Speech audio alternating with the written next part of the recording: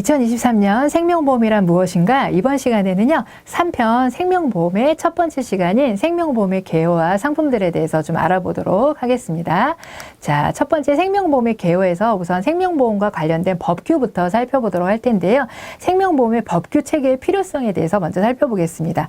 보험계약상 보험계약자와 보험회사의 권리 의무는 보험회사가 작성한 보험약관에 의하여 규정이 됩니다. 그래서 우리가 뭘 지켜야 되고 뭘 또 책임을 져야 되는지 이런 부분에 있어서 보험약관에 규정이 되게 되는데요. 상대적으로 보험상품에 대한 이해와 지식이 부족한 소비자의 이익을 보호하기 위해서 보험계약 관계를 공정하게 규율하는 법규 체계가 필요하다. 그러니까 약관을 보험회사가 작성하기 때문에 고객에게 불리한 상황들이 생길 수 있으니까 그런 부분들을 조정하기 위한 법률 체계가 필요하다라는 겁니다. 그래서 보험회사의 건전한 경영을 도모하고 보험계약자의 뭐를 보호하기 위해서요? 권익을 보호하기 위해서 감독 체계가 필요하다라는 부분입니다. 그래서 경영의 건전성 도모와 소비자의 권익 보호, 이게 이제 법률이 필요한 이유다라고 보시면 되겠습니다. 그래서 생명보험과 관련된 법규에 그럼 뭐가 있느냐? 우선은 첫 번째 생명보험 관계를 규율하고 있는 법률부터 살펴볼 텐데요. 생명보험 관계를 규율하고 있는 근거 법률은요, 상법 제4편입니다. 상법 제4편은 이제 보험편이라고 이야기를 하거든요. 그래서 보험은요, 여러분들 계약이죠. 상거래입니다. 그러니까 계약서를 주고받는 상거래예요. 그래서 상법에 적용을 받는다. 그러니까 계약서 쓰고 사인하고 서로 나눠받고 이런 부분이기 때문에 상법에 영향을 받는다. 여러분들 이렇게 기억을 해주시면 돼요. 그러면 이제 보험 사업이 영위한다. 사업을 영위한다. 그래서 뭐 생명보험업을 판매한다. 뭐 이런 거는 어디서 관련이 되어 있냐? 그거는 보험업법입니다. 그래서 여러분들 재산보험도 배우실 텐데 재산보험을 생명보험, 상해보험, 질병보험, 간병보험 이렇게 구별하고 이러는 건 보험업법이에요. 그러니까 허가와 관련된 거는 보험업법이라고 보시면 돼요. 그리고 이제 이렇게 보험 계약과 관련된 약관의 내용들 가지고 계약을 하잖아요. 계약과 관련된 거는 상법이다라고 보시면 되겠습니다. 그래서 자, 생명보험 계약관계, 그러니까 계약이니까 뭐예요? 상법 이렇게 연결하시면 되겠습니다. 자, 그래서 시험 문제에서는 생명보험 계약관계를 규율하고 있는 법률은 자본시장과 금융투자에 관련된 법률이다. 그러면 틀립니다. 어쨌든 상법이 아니면 다 틀려요. 보험업법이다. 그래도 틀린 거고요. 그래서 상법 기억해 주시면 되겠고 정말 많이 나오는 부분이기 때문에 여러분들이 꼭 기억해 주셔야 됩니다. 그래서 상법에서 이제 어떤 것들을 규정하고 있냐면 보험계약의 성립과 소멸, 우리 앞에서 배운 그런 내용들입니다. 그래서 보험계약자와의 권리, 피보험자의 권리, 뭐 이런 것, 보험회사의 권리, 의무 이런 것들을 정하고 있고요. 자, 생명보험 표준약관은요, 상법의 보험편, 그러니까 제4편 있죠? 이 부분을 토대로 작성이 되었어요. 여러분들이 받아본 약관 있잖아요. 상법을 토대로 작성이 된 겁니다. 그런데 상법보다는 어떻게 됐대요? 계약자의 권리를 확대한 것입니다. 자, 그리고 보험계약 관련 소송이 제기됐다라고 할 경우에는 무엇을 먼저 근거로 할까요? 네, 당연히 상법을 근거로 할 겁니다. 근데 상법에 내용이 없어요. 그러면 어떻게 한다? 그 다음으로 민법으로 가요. 그리고 약관 해석에 대해서 서로 다툼이 생겼다라고 했을 때는 약관 규제에 관한 법률에 따르게 됩니다. 1차 상법, 2차 민법, 약관에 대한 부분은 약관 규제에 따른 법률 이렇게 적용을 한다. 주는 뭐라고요? 상법 제4편이 되겠습니다. 자, 그러면 생명보험을 둘러싸고 있는 관련 법규들을 쭉 한번 살펴보도록 하겠습니다. 연결하는 부분들이 나와요. 그래서 자, 이 법은 이 법, 이 법은 이 법 이렇게 여러분들이 연결할 수 있어야 합니다. 자, 앞전에 배운 내용의 복습이네요. 첫 번째 부분은 상법은 보험계약 관계를 규정하고 있다라고 했고요. 민법은 상법이 안 되는 부분, 정하지 않은 부분은 민법에서 한다라고 그랬고요. 약간의 다툼이 있다. 그럼 해석에 관한 부분은 약간 규제에 관한 법률에서 한다 그랬어요. 허가에 관한 건 누가 한다고요? 보험업법에서 한다. 자, 그 다음에 금융위원회 설치에 관한 법률은 감독. 여러분들 감독은 금융감독원이에요. 근데 감독할 수 있는 그 어떤 이렇게 해라고 하는 건 누가 한다 그랬어요? 금융위원회가 한다 그랬습니다. 그래서 그런 어떤 근거를 만드는 건 금융위원회. 여러분 그렇게 연결해서 좀 외우시면 좋을 것 같아요. 자, 그 다음에 금융산업 구조 개선에 관한 법률. 여러분 구조 개선에는 뭐가 들어가요? 답에도 구조 조정이 들어갑니다. 이렇게 여러분들 연관성 있는 것끼리 좀 연결해서 외우셔야 돼요. 그래서 감독을 하는 건 금융감독원이지만 근거를 만들어내는 건 금융위원회다. 그러니까 답에도 금융위원회에 들어가면 골라야지 이렇게 하셔야 되는 겁니다. 그 다음에 여러분 예금자보호법 빨간색으로 돼 있네요. 많이 들어보셨죠? 우리 금융기관에 돈 맡겼을 때 5천만 원까지 보호되는 제도입니다. 그래서 보험회사가 영업정지 파산 등의 사유로 보험금 지급을 못 받게 되는 경우에 계약자를 보호하는 경우에는 예금자보호법에 의거해서 보호를 받을 수가 있습니다. 자, 시험 문제 생명보험계약은 예금자보호법이 적용되지 않는다? 그러면 여러분 틀립니다. 자, 그 부분 기억해 주시고요. 자, 그 다음에 보험회사끼리 막 공동행위를 해요. 막 담합을 해요. 그러면 그때는 어떻게 한다? 예, 독점 규제 및 공정거래에 관한 법률입니다. 그러니까 여러분 공동행위가 뭘까요? 같이 짜고 뭔가를 하는 거예요. 그러면 그걸 저희가 담합이라고 하죠. 그러면은 공정거래, 독점규제 이런 법에서 다룬다라고 보시면 되겠고, 사기는 보험사기방지특별법 기억하시면 되겠고요.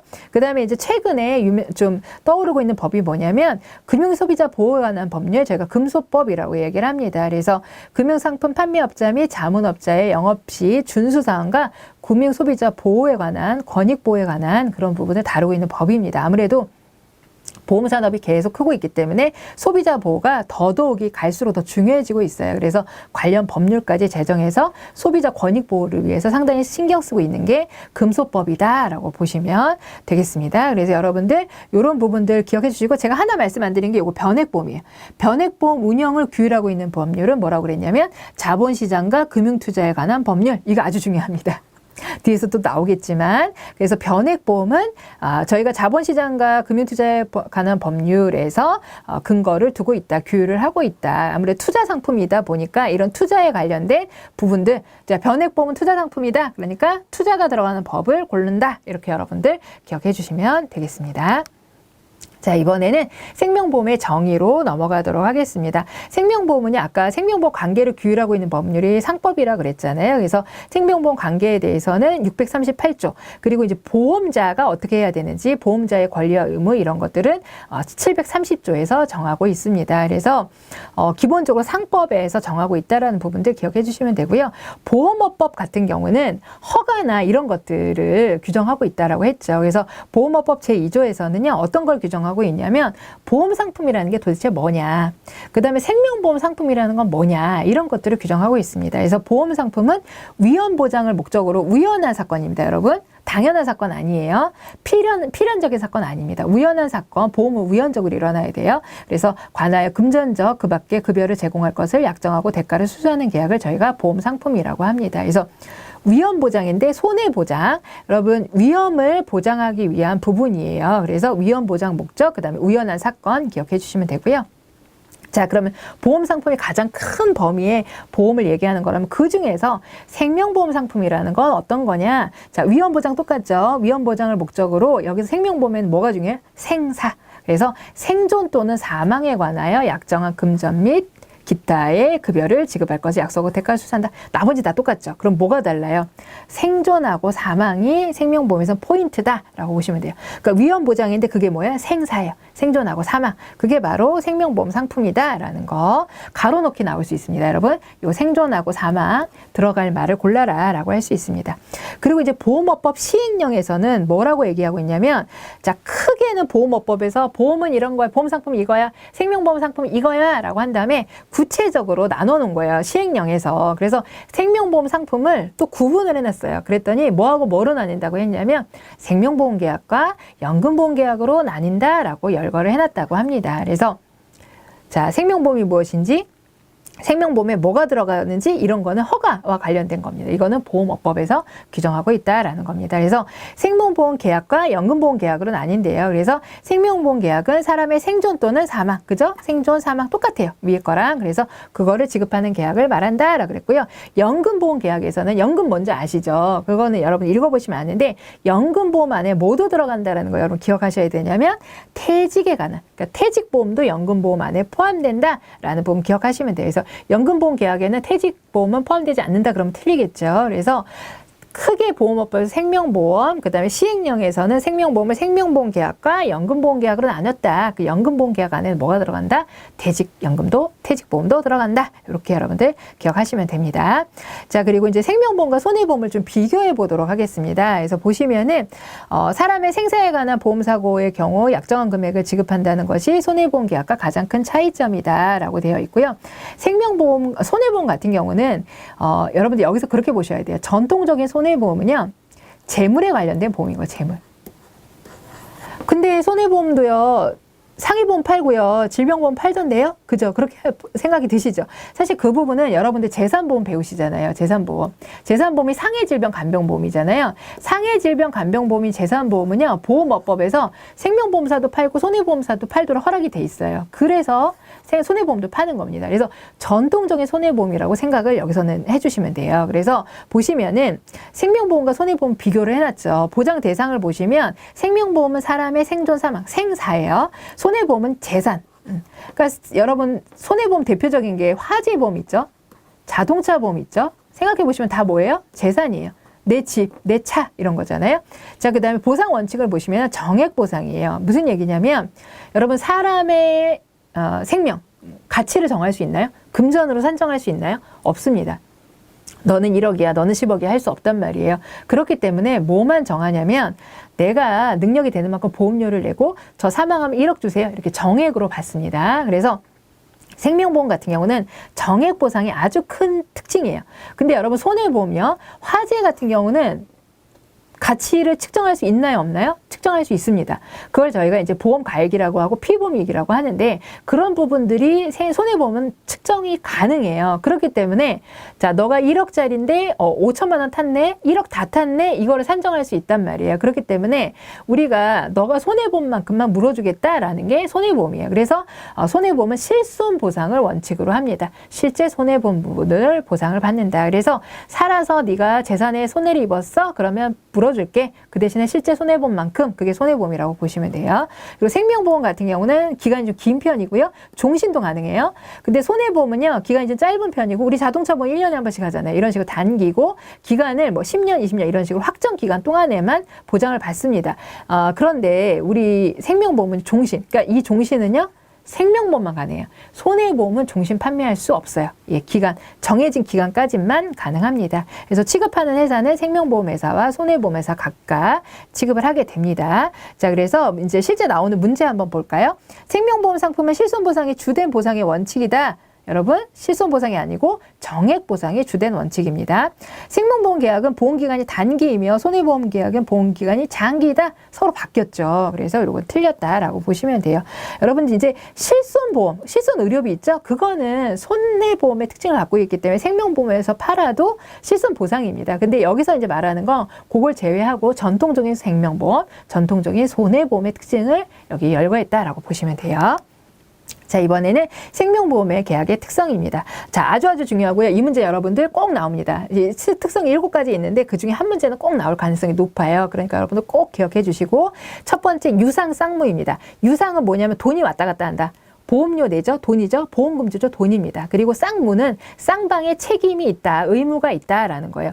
보험회사는 보험금 줘야 될 의무가 있고요. 보험계약자는 보험료 납입해야 될 의무가 있다. 그래서 유상 쌍무 계약입니다. 이 개념만 아시고 골라내실 수 있으면 돼요. 자, 그 다음에 불요식 낙선 계약 갈게요. 불요식 낙선 계약. 요식이 뭐예요? 요식행위 한다 그러잖아요. 뭔가 이렇게 형식이 있다는 얘기죠. 불요식. 여러분 이거 법적으로 그렇다는 얘기예요. 상법에서 법적으로는 보험 계약을 할 때 요식행위 안 해도 된다는 거예요. 그런데 책임 소재를 명확하게 하기 위해서 우리가 청약서나 이런 것들을 쓰는 것 뿐이에요. 실무상으로는.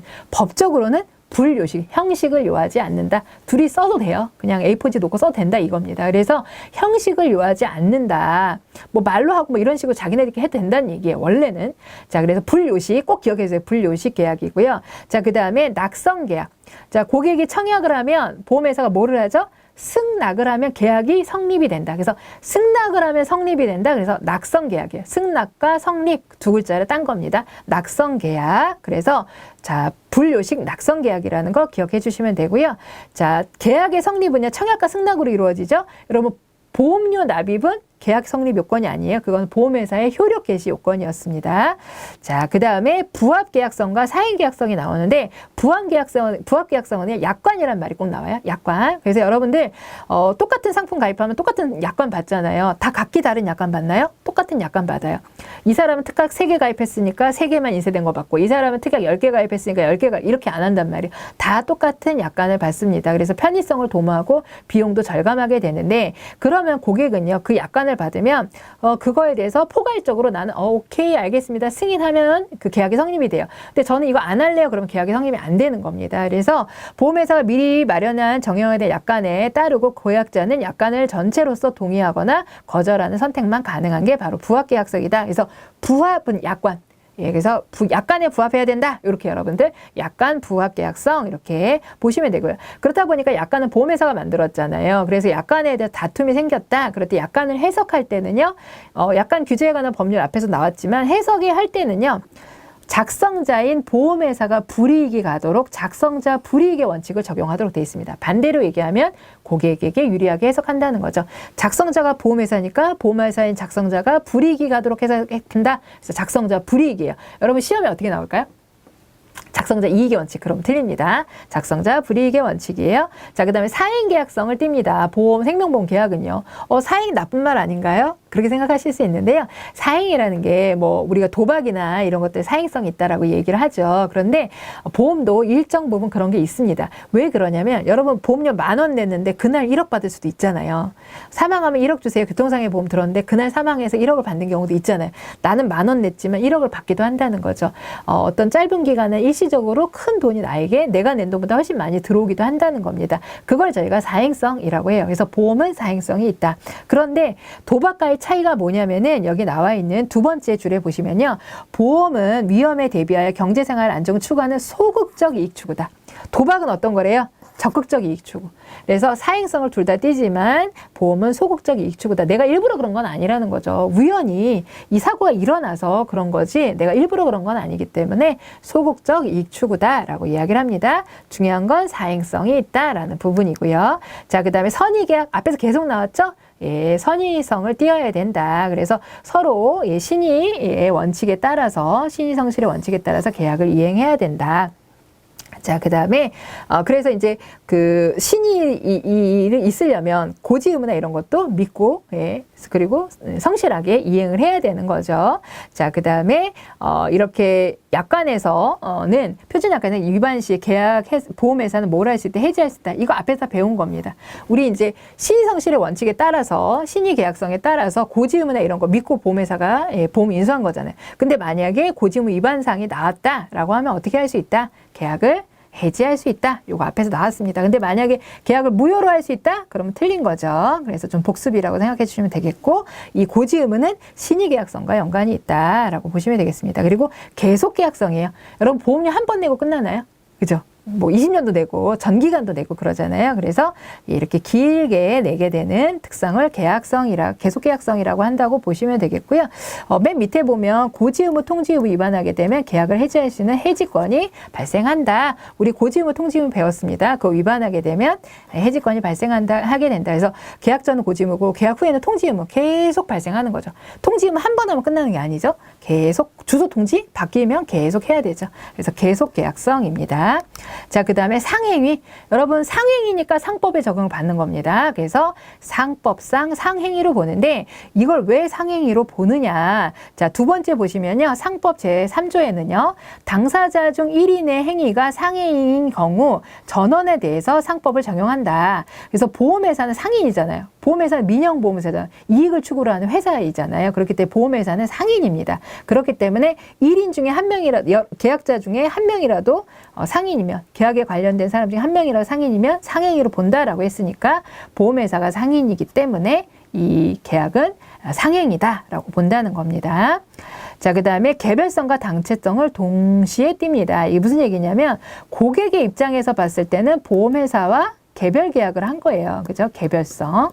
근데 보험회사 입장에서는 동질의 위험을 느끼는 다수랑 계약한 거잖아요. 보험회사 입장에서 나는 그 중에 한 사람이에요. 그래서 보험회사 입장에서 보면 단체성이고 나의 개인의 입장에서 A라는 개인의 입장에서는 개별성입니다. 그래서 개별성과 단체성을 동시에 모두 가지고 있다, 모두 존재한다 라는 개념 기억해 주시면 됩니다. 자, 이번에 생명보험 상품의 특성으로 넘어가 보도록 하겠습니다. 생명보험 상품은요, 무형의 상품이 형태가 없다라는 얘기죠. 형태가 보이지 않는 상품이기 때문에 구매에 또한 효과를 즉시 느끼기 어렵습니다. 여러분 보험 가입하면 즉시 나 너무 좋아 이렇게 느낄 수 있나요? 언제 느낄 수 있나요? 사고가 발생했을 때. 그래서 실질적으로 그 이후에 장래에 실제 보험사고가 발생했을 때 효과를 느낍니다. 그러니까 즉시 느끼기는 곤란한 상품이 바로 보험이에요. 그러니까 보험 가입을 자발적으로 한다라는 게 쉽지 않은 거죠. 이 펜은 바로 쓸 수 있다. 그러니까 즉시 효과가 나타나니까 구매해야지 이게 되지만 보험은 그게 쉽지 않다라는 겁니다. 그래서 이렇게 무형의 상품이기 때문에 더더욱 어떻게 해야 되냐면 권유 단계에서 가입자에게 가입 설계, 보장 내용, 보험금 지급 절차, 이를 수록한 약관 등에 대해서 충분히 설명해야 될 필요가 있다라는 겁니다. 자, 그 다음에 미래지향적 상품이에요. 지금 당장보다는 미래를 위해 준비하는 상품이다라고 보시면 되고요. 장기 효용성, 여러분 무슨 얘기인지 아시겠죠? 그래서 불확실한 미래를 미리 준비하기 위한 상품이고, 사고 발생 시점에 보험 너무 필요해, 너무 잘 들었구나 이렇게 느낄 수 있는 이다라는 거. 그렇기 때문에 여러분들 계약자는 장기 유지를 통해 보장이 활용되어야 하며 보험회사는 중도 해지 시 가입 목적에 도달할 수 없으면 충분히 안내해야 된다. 그러니까 보험은 오래 유지해야 됩니다. 중도 해지하시면 손해볼 수 있어요 라는 부분들을 충분히 안내해야 된다라는 부분들을 이야기해야 된다라는 겁니다. 자, 그리고 생명보험 상품의 특징 세 번째는요, 다양한 설계가 가능해요. 그러니까는 고객의 상황에 맞게끔 여러 가지 상품이 존재합니다. 아주 요즘에 상품이 다양하게 되고 있다는 거 우리 앞서서 배웠죠. 그래서 다양한 상품으로 우리 라이프 사이클에 맞춰서 위험 보장과 재정 설계가 가능하다. 고객의 라이프 사이클은 고객의 수입이나 지출 같은 것들을 반영한 걸 라이프 사이클이라고 합니다. 그러니까 고객의 상황에 맞춰서 이렇게 이해하시면 돼요. 위험 보장 설계와 재정 설계가 가능하다라는 부분이고요. 자, 그리고 수요가 비자발적이다. 그러니까 고객이 나 진짜 필요해요 이렇게 얘기하는 게 아닌 경우가 대부분이다. 그래서 자발적이지 않다. 비자발적이라는 게 자발적이지 않다라는 얘기죠. 그래서 가입자 특성에 맞게 보장 내용과 보험료가 설계되므로 소비자가 스스로 이해하여 자발적으로 가입하기는 매우 어렵다. 그런 분도 있어요. 있긴 하지만 쉽지는 않다라는 거고요. 그래서 누가 필요해요? 여러분같이 지금 공부해서 열심히 준비하시는 전문성을 갖춘 모주비인 분들이 필요하고 그분들이 열심히 청약하고 설명해야 된다. 그리고 이제 최근 스스로 청약 철수하는 분들이 늘어나고 있어가지고 온라인 어떤 사이트들도 판매 사이트도 늘어나고 있다라는 것도 하나의 이제 현상입니다. 그렇지만 대체적으로는 자발적으로 수요가 있는 상품은 아니다라고 보시면 되겠습니다. 자, 그 다음에 보험 상품, 생명보험 상품의 특성으로 넘어가도록 하겠습니다. 이번에는 청약과 승낙 절차가 필요한 상품이다. 자, 청약, 보험 가입하고 싶어요. 이게 청약, 그럼 보험회사가 승낙, 요걸 통해서 이루어진다고 했죠. 그래서 앞부분의 반복적인 부분이에요. 자, 그래서 다시 한번 읽어보시면 되겠고요. 계약자의 청약과 보험회사 승낙으로 성립이 됩니다. 약관 및 청약서를 미리 작성하고 이를 통해서 계약을 체결하게 되고요. 고지 의무나 이런 걸 통해서 역선택 방지, 완전한 상품 판매를 위해서 고지 의무나 건강진단, 계약 심사 등이 이루어지는 상품입니다. 그리고 계약 관리 후에도 관리가 필요한 상품이에요. 보험료 납입이 잘 되는지 실효되지 않도록, 해지되지 않도록 관리가 필요하고, 그래서 유지 관리에 관련된 부분들도 안내장도 보내야 되고요. 갱신 상품 같은 경우는 안내도 해야 되겠죠. 그래서 하나의 그냥 딱 계약으로 끝나지 않고 그 이후에도 관리가 필요한 상품이다라는 부분 기억해 주시면 됩니다. 자, 이번에는 생명보험 상품에 대해서 좀 살펴보도록 할 텐데요. 우선은 생명보험 상품의 개발 원칙부터 살펴보도록 하겠습니다. 생명보험 상품의 개발 원칙은요, 과학적인 방법, 우리 앞에서 배웠죠. 어떤 원칙을 이용해서요? 대수의 법칙과 수지상 등의 원칙을 이용해서 해야 합니다라고 우리가 배웠습니다. 그래서 이 부분은요, 보험업법에서 정의하고 있습니다. 우리 아까 계약은 뭐였어요? 상법. 근데 이거는 개발이잖아요. 허가나 이런 걸 받는 거, 개발해서 허가 받는 거잖아요. 그래서 이거는 보험업법입니다, 여러분. 구별하실 수 있어야 돼요. 자, 그래서 상품 개발 및 판매에 대한 기초 서류, 그러니까 상품을 개발하고 판매를 하고 금융위원회 허가를 받으려면 서류를 제출을 해야 되거든요. 보험회사가 영업하기 위해서는 금융위원회 허가를 받아야 된다라고 그랬죠. 그때 이제 기초 서류라는 걸 제출합니다. 그래서 기초 서류에는 어떤 게 있냐? 사업방법서, 보험약관, 보험료 및 책임준비, 그 산출방법서가 있습니다. 여러분 나중에 이거요 아주 지겹게 보시게 될 거예요. 근데 지금 여러분들 시험에 맞춰서 하셔야 되잖아요. 그러니까 다 이해할 수 없어요. 그래서 시험에 나오기 때문에 앞자만 따서 좀 외우겠습니다. 사, 보, 보. 자, 그래서 보험 사업의 허가를 받기 위해서 기초 서류에 해당하지 않는 거 골라라. 그러면은 사보보 앞자 이렇게 대입하셔가지고 아닌 거 골라내셔야 됩니다. 그래서 이렇게 보험업법상 신고, 기초 서류를 신고해야 되기 때문에 금융위원회에 신고해야 되기 때문에 이거는 무슨 법이라고요? 보험업법. 그 다음에 금융위원회에 신고해야 돼요. 아까 반복적으로 나오죠. 이 신고는 금융위원회에 해야 된다. 근데 생명보험협회에 신고해야 된다든지 금융감독원에 신고해야 된다. 그러면 틀립니다. 자, 그래서 상품 개발하고 허가받는 거는 보험업법에 적용을 받는다. 계약은 상법에 적용을 받는다라는 부분이고요. 자, 그러면 생명보험 상품은요, 기본적으로 그럼 어떤 특징 구성이 되어 있냐? 주계약과 특약으로 구성이 됩니다. 여러분 주계약 많이 들어보셨죠? 주계약 다른 말로 기본계약이라고 합니다. 그러니까 이 상품을 가입하면 기본적으로 되는 걸 주계약이라고 하고요. 특약은 뭘까요? 내가 돈 내고 더 추가하는 거예요. 그러니까 주계약이 이 상품의 주요 목적이라고 보시면 돼요. 여러분 종신보험이면 주계약이 사망 이겠죠. 그게 주 목적이에요. 특약으로 뭐 드는 거예요? 암도 들고 뭐 수술비도 들고 이러는 겁니다. 그래서 주계약, 특약으로 구성이 되고요. 주계약 같은 경우는 이제 기본 보장이라고 저희가 얘기를 하고요. 중심적인 내용. 그러니까 여러분 특약은 보험계약의 중심이 된다. 그럼 맞아요? 틀려요? 틀립니다. 기본계약, 주계약이 중심이 된다라고 해야 돼요. 계약의 가장 큰 특징이자 목적을 나타내는 게 바로 기본계약입니다. 독립적으로 판매가 돼요. 얘 혼자만, 주계약은 혼자로서 존재할 수 있습니다. 그런데 특약은요, 혼자로서 존재 못해요. 주계약이 있어야지만 딸리는 거예요. 그러니까 주계약과 어떤 관계가 주계약이 없으면 특약은 혼자서는 존재할 수 없다라는 부분입니다. 그래서 주계약 자체만으로 성립이 가능하다. 그러니까 예를 들어서 이런 거죠. 종신보험 가입해요. 특약이 한 20개 있어요. 저는 특약은 안 할래요. 주계약만 할래요. 가능하다는 거예요. 그러니까 나는 근데 특약 중에 암특약이 있어요. 저 주계약은 안 하고요. 암특약만 할래요. 이거는 안 된다라는 겁니다.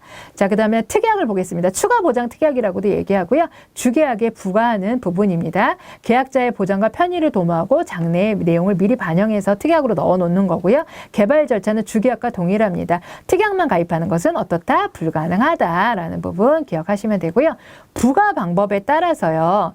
의무가 있고 선택이 있어요. 의무는 뭘까요?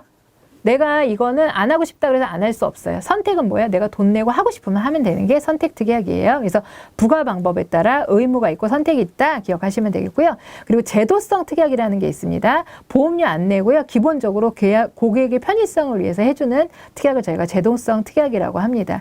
그리고 통합보험이라는 상품인데 통합보험 같은 경우에는 가족도 특약으로 보장이 가능하다라는 부분 기억해 주시면 되고요. 자, 일정 조건을 만족하면 보험기간 중에도 특약을 부과할 수도 있습니다. 그래서 주계약을 특약을 이제 보고 있는데 특약을 조금 정리를 해보자면 특약을 기능상으로 저희가 분류를 하면요. 보장을 확대하는 특약이 있을 수 있고 가입자 편의. 아까 이걸 뭐라 그랬냐면 제도성 특약이라고 한다라고 했어요. 제도성 특약에는 어떤 게 있냐. 우량치 할인 특약, 선지급 서비스 특약, 연금 전환 특약, 장애인 전용 상품 전환 특약, 장애인 전용보험 전환 특약 이런 게 있다고 했거든요. 그러면 여러분 앞글자만 따겠습니다. 우, 선, 연, 장. 그래서 우선 연장 외우셔야 돼요, 여러분. 자, 다음 중 제도성 특약에 해당하지 않는 거 나올 수 있어요. 그래서 우선 연장 여러분들 기억해 주셔야 되고요. 보장을 확대하는 거는 이게 이제 아까 우리가 그 앞전에서 나왔던 부과 방법에 따라서 선택하고 의무로 나눌 수 있다라고 그랬잖아요. 그래서 내가 의무적으로 꼭 들어야 되는 특약, 요거는 이제 돈을 추가적으로 보험료를 납부해야 받을 수 있는 그런 특약들입니다. 그래서 암보장, 성인병 뭐 이런 우리가 추가적인 위험을 보장하는 이런 특약들이 바로 보장을 확대하는 특약이라고 볼 수 있겠습니다. 그 다음에 확장성에서는 독립특약과 종속특약이 있는데요. 그냥 별도로 그냥 그것만 따로 존재할 수 있는 특약이 있고 특정 상품에만 부과할 수 있는 그런 또 특약이 있는데 그걸 저희가 종속특약이라고 합니다. 그래서 뭐 어떤 상품에나 들어갈 수 있는 건 독립특약이고요. 어떤 상품에만 이 특약은 들어간다? 그러면 종속특약이다. 그래서 개념 정도만 여러분들이 이해해 주시면 되겠고 여기선 제도성 특약 있죠? 우선 약 우선 약장, 연장, 우선 연장 이 부분만 여러분들이 좀 기억해 주시면 돼요. 자, 이번에는 개인보험과 단체보험입니다. 개인보험 뭔지 아시죠? 개인이 가입하면 피보험자가 개인이면 개인보험, 단체보험은요 피보험자가 여럿이면 단체보험입니다. 그래서 여기서 개인보험은 피보험자가 여럿인 거예요, 여러분들. 피보험자 여럿, 계약자가 여럿 아닙니다. 그 부분만 기억해 주시면 되고요. 단체보험이라고 하려면요. 5인 이상일 때를 저희가 단체라고 합니다. 동일 회사에 5인 이상일 때 저희가 단체라고 한다는 거 기억해 주시면 되고요. 단체 보험은 어떻다? 관리가 편하니까 보험료가 저렴하다라는 부분 기억해 주시면 됩니다. 자, 이번에는 보장성 보험과 저축성 보험인데요. 자, 보장성 보험, 여러분들 보장성 보험은 좀 들어보셨나요? 근데 여러분 저축성 보험은 못 들어보셨다고 해도 좀 감이 오세요? 저축성 보험은 저축이 주목적인 거라는 거잖아요. 그러면 이제 내가 낸 돈이 있어요. 만기 때 돈을 받아요. 그런데 저축성 보험은 내가 낸 돈보다 더 많이 받는 거예요. 내가 낸 돈은 100원인데 200원을 받는다? 그러면 그 저축성 보험이에요. 그 목적은 뭘까요? 저축이 돈을 불리는 게 주 목적인 보험일 겁니다. 그러면 그거에 반대되는 개념이 보장성 보험이에요. 그래서 보장성 보험은 보장이 주이기 때문에 내가 낸 돈보다 나중에 받는 돈이 내가 낸 돈을 넘을 수 없어요. 같거나 적어야 됩니다. 그게 이제 보장성 보험입니다. 그래서 자, 내용을 보도록 할게요. 생존 시 지급되는 보험금의 합계액이 납입한 보험료를 초과하지 않는 보험. 초과하는 보험은 저축성 보험이 됩니다. 그래서 어떤 보험들이 해당이 되느냐? 여러분들이 알고 있는 대부분의 보험은 다 보장성 보험이에요. 정기보험, 종신보험, 그리고 여러분 재산보험 있죠? 상해질병 간병보험 다 보장성 보험입니다. 뭐 변액종신보험 여러분이 알고 있는 거 대부분 다 우리 보장성 보험이라고 보시면 되고요. 생존 급부 여부에 따라 순수 보장성과 만기 환급형으로 나뉜다. 그러니까 만기 때 하나도 안 받는 거, 만기 때 받는 거 이렇게 나뉜다. 순수 보장성 하나도 안 받는 거, 만기 환급형 받는 거. 그러니까 보장성 보험도 두 가지로 나뉜다라는 겁니다. 자, 그다음에 재산보험도 보장성 보험에 해당한다라고 말씀드렸고요. 자, 저축성 보험은 어떤 거냐? 생존 시 지급되는 보험금의 합계액이 납입한 보험료를 어떻게 한다고요? 초과한다라는 겁니다. 그래서 위험보장 기능보다 뭐가 더 중요하다? 저축의 기능이 더 강화되었다. 그래서 연금보험이나 교육보험이나 연금저축, 저축보험 이런 것들이 이제 저축성 보험에 해당이 됩니다. 자, 이번에는요. 주계약의 보험사고에 따른 분류입니다. 주계약이 기본적으로 되는 거라고 그랬잖아요. 그거의 보험사고가 어떤 거냐, 원인이 어떤 거에 따라서 분류를 했을 때 생존보험, 사망보험, 생사혼합보험 이렇게 세 가지로 크게 분류할 수 있습니다. 생존보험은 뭐예요? 오래 살았을 때 보장받는 보험, 사망보험은 돌아가셨을 때 받는 보험, 생사혼합보험은 이 두 가지가 섞인 보험이라고 보시면 돼요. 자, 그래서 생존보험 같은 경우에는 피보험자가 보험기간이 끝날 때까지 생존했을 때만 보험금이 지급되는 거예요. 그러니까 대표적으로 연금보험이나 교육보험이 되겠습니다. 사망보험은요, 보험기간 중에 사망했을 때 사망 시 고액 보장을 하는 상품이고요. 종신보험, 정기보험 등이 해당이 됩니다. 자, 그 다음에 생사혼합보험은요, 사망보험을 지급하는 사망보험금과 만기 지급하는 생존이 합해진 거래요. 그러니까 사도 되고 생도 되는 거죠. 그래서 여기에 해당되는 보험은요, 유니버셜 보험, 저축보험 등이 있습니다. 자, 그러면 이번에는 적립금 운영 방식에 따라서 우리가 계정을 분리하는 부분을 볼 텐데요. 우리가 이제 적립금 운영 방법 같은 경우에는 일반 계정과 특별 계정이 있어요. 우리가 보통의 이제 뭐 일반 종신보험, 정기보험 이런 것들은 공시율로 분리해서 우리가 뭐 이렇게 돈을 풀리거든요. 그러니까 일반적인 상품들은 그렇습니다. 근데 우리 투자성 상품 있잖아요. 뭔가 펀드나 이런 데 투자하는 상품들 같은 경우는 손익이 막 왔다 갔다 할 수 있잖아요. 그러면은 일반적 상품들은 이 손익이라는 부분들이 막 크게 요동치지 않을 겁니다. 근데 특별 계정에 들어가는 상품들 어떤 거냐면 투자성 상품들이에요. 그거는 막 요동칠 거예요. 근데 이 돈을 고객의 돈이잖아요. 똑같이 그 상품 두 가지를 한 곳에다 묶어 놓으면 이쪽에 손해가 많이 나도 이쪽이 그 일반 계약자들은 손해잖아요. 근데 그게 그냥 묻혀버리죠. 그게 그냥 서로가 그냥 묻혀버리는 거예요. 그리고 이쪽이 이익을 많이 나도 이쪽 돈이 여기에 묻혀버려요. 그러면 안 되잖아요. 그래서 이걸 분리를 합니다. 그래서 일반 계정 같은 경우는 그냥 우리 보통의 상품은 다 그냥 일반 계정이에요. 보험회사의 보통의 상품은 그냥 일반 계정입니다. 그래서 계정을 별도로 분리하지 않고 운영하는 보험이고 대부분의 생명보험 상품은 일반 계정입니다. 연금보험, 그러니까 종신보험 뭐 이런 것들 다 정기보험 다 일반 계정이에요. 근데 이제 특별 계정에 운영되는 건 어떤 거냐면 분리가 좀 필요한 거예요. 일반 계정 상품하고는 다르게 돈 관리가 따로 돼야 된다라고 보시면 돼요. 그래서 특별 계정의 손익을, 그러니까 이익이 투자처가 다르기 때문에 손익이 다를 수 있으니까 손익을 구별하기 위해서 자산을 분리하여 별도의 계정을 설정하고 운영한다. 그래서 계정 간 자산과 발생 손익을 엄격하게 구별하여서 계약자 간의 형평성, 보험 경영의 투명성을 제고하기 위해서 만들어진 부분입니다. 그래서 특별계정으로 운영된 상품 시험 문제 잘 나옵니다. 기억해 주세요. 연금저축보험, 퇴직연금보험, 그다음 퇴직보험, 연금 변액보험, 그다음에 퇴직연금 실적배당형, 자산연계형 보험. 그래서 여러분 여기서 이제 보시면 변액은 당연히 특별계정입니다. 그 다음에 연금, 퇴직연금, 원리금 보장형, 퇴직보험, 퇴직연금, 실적배당 다 보면은 장기간 고객의 돈을 이렇게 불려야 되는 그런 부분들이고요. 특히 변액 같은 경우 수익이나 이런 부분들이 널뛸 수 있는 그런 상품입니다. 그리고 자산 연결까지 특별 계정에 운영된다라는 거. 다음 중 일반 계정에 운영되는 상품인 것은 특별 계정에 운영된 상품인 것은 이렇게 우리가 시험 문제 나올 수 있기 때문에 여러분들이 그걸 좀 기억해 주셔야 되고요. 자, 시험 문제 보면 보험금 액수의 사전 확정 여부에 따라 일반 계정과 특별 계정으로 구분한다? 예, 아닙니다. 그러니까 적립금 운영 방식에 따라서 일반 계정과 특별 계정을 운영한다. 이래야지 맞는 말이 됩니다. 자, 그 다음에 적립금 이자 적립 방식에 따른 분류인데요. 준비금의 이자 적립 방식. 준비금의 이자 적립 방식은 총 4가지예요. 금리 확정형이 있고요. 금리 연동형이 있고요. 그 다음에 실적 배당형, 자산 연계형 보험이 있습니다. 여러분 아까 자산 연계형 보험 좀 아까 나왔어요. 그죠? 보시면 금리 확정형 뭔지 아시겠죠? 내가 나중에 받을 돈의 금리가 확정되어 있다.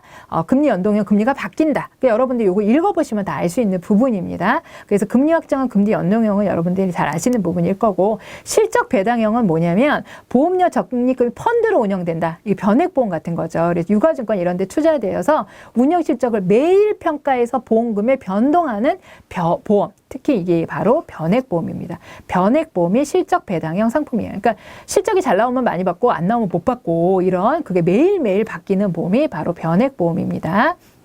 그래서 보시면은 자산 연계형 볼까요? 자, 실적 배당형은 그렇고요. 그 다음에 자산 연계형 같은 경우에는 특별 자산의 운용 실적에 연계하여 투자 성과를 지급하는 것이다. 그래서 특정한 자산, 그러니까 일부 자산을 정해놓고 운영 실적에 한하여 투자 성과를 지급하는 보험입니다. 그래서 최저 보정 이율을 설정해 두고요. 연계 자산 수익률에 따라서 이율을 보장하는 상품입니다. 그래서 일반 상품보다는 수익이 좋고 변액보험보다는 수익이 낮을 수 있는 중간 형태의 상품입니다. 그래서 그거를 자산 연계형이라고 한다. 그래서 여기 문제 보시면 특정 자산의 운용 수익의 실적에 연계하여 투자 성과를 지급한다는 변액보험이 아니고 무슨 보험이에요? 예, 그러니까 실적 배당형이 아니고 자산 연계형에 대한 설명이었습니다. 그래서 요거는 실적 배당형은 특정 자산 운영 실적에 연계하여 투자 성과를 지급한다. 그러면 틀리는 거예요. 자산 연계형은 이렇게 나오면 맞는 얘기다. 이런 것이죠. 그래서 우리 자산 연계형은 무슨 계정이다? 하나 같이 기억해 주실 거 특별 계정이다. 라는 것까지 같이 기억해 주시면 됩니다. 자, 이번에는 보험금이 계약 시 정해지는지 여부. 그러니까 보험금이 계약할 때 미리 정해지는 거냐? 그러면 정액보험. 자, 실제 손해가 났을 때 실제 손해본만큼 그러니까 나중에 결정되는 거죠. 그걸 제가 실손보험이라고 합니다. 그래서 생명보험 무슨 특징 갖고 있다고요? 정액보험의 특징을 갖고 있다라고 했었습니다. 그래서 여러분들 다시 앞에 부분의 반복이니까 읽어보시면 되겠습니다. 자, 이번에는요. 일정 기간 보험기간 경과 시 보험료를 재상한정하는지 여부라고 되어 있는데 이건 뭐냐면 여러분 갱신형. 이 말이 길게 너무 어렵지만 보시면 쉬워요. 갱신형 보험과 비갱신형 보험 많이 들어보셨죠? 갱신형 보험은 어떻게 돼요? 일정 보험기간 경과하면 보험료가 어떻게 돼요? 다시 재산정돼요.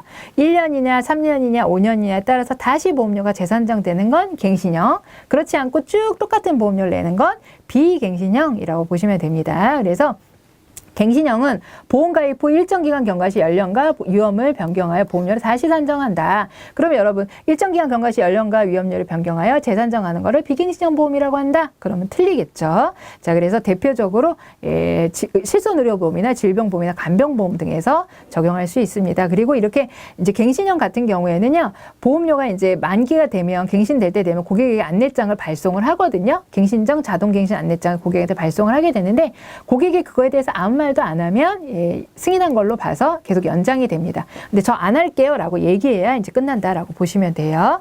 자, 그래서 비갱신형 보험 같은 경우는 대부분의 생명보험은 비갱신형이다. 그래서 여기 나와 있는 것만 비갱신형이다 라고 보시면 되겠습니다. 자, 이번에는 해약환급금의 수준에 따른 분류입니다. 그래서 보시면 표준형 상품과 저해지형, 저해지 환급형 상품이 있는데요. 대체적으로 우리가 파는 상품은 표준형이에요. 해지환급금은 우리가 이제 표준형으로 판매하기 때문에 중도 해지하면 해지환급금이 있는 형태이죠. 근데 저해지환급형은 뭐냐면 표준형보다 중도 해지했을 때 환급금을 덜 주는 거예요. 해지환급금을. 그 대신에 만기 때는 똑같이 줘요. 그러면 뭐가 달라질까요? 중간에 준 해지환급이 적으니까 보험료가 싸집니다. 그래서 이 표준형 같은 경우에는 중간에 해지를 뭐 많이 하든 덜 하든 그거에 대한 손해가 보험회사에 별로 없어요. 근데 이제 저해지환급형 같은 경우 중간에 해지를 많이 할 거를 예상을 하고 이때 좀 덜 주는 형태로 구성을 한 건데 중간에 해지를 아무도 안 해버렸어요. 근데 만기 때는 다 줘야 되잖아요. 돈은 적게 받았는데. 그러면 이건 계산을 잘못하면 어떻게 돼요? 이제 경영에 아주 안 좋은 악영향을 미칠 수가 있다라는 겁니다. 그래서 보시면은 저해지환급형 상품 볼까요? 해지환급을 적게 주는 조건으로 보험료를 낮게 해준 상품이에요. 해지자 수 자체가 적을 경우 재무적으로 보험회사에게 악영향을 미칠 수 있다. 그래서 이렇게 될까봐 순수보장성 상품이나 연금보험 등에 한해서만 개발을 하고 있고요. 무해지 상품도 판매되고 있습니다. 그래서 아예 중간 해지하면 해지환급이 없는, 근데 이거는 고객이 나중에 불만이 상당히 많아서 판매가 좀 우려가 되는 부분들이 있다라고 보시면 되겠고요. 여기서는 여러분 표준형과 저해지환급형이 있다. 저해지환급형은 중간에 해지를 안 하게 되면 악영향을 미칠 수 있다 정도 여러분들이 기억해 주시면 되겠습니다. 이제 기타 분류로는요. 진단보험과 무진단보험이 있고요. 배당보험과 무배당보험이 있습니다. 이런 게 있다는 정도만 여러분들 아시면 되겠습니다. 자, 이상으로 생명보험의 개요 및 상품에 대해서 마치도록 하겠습니다.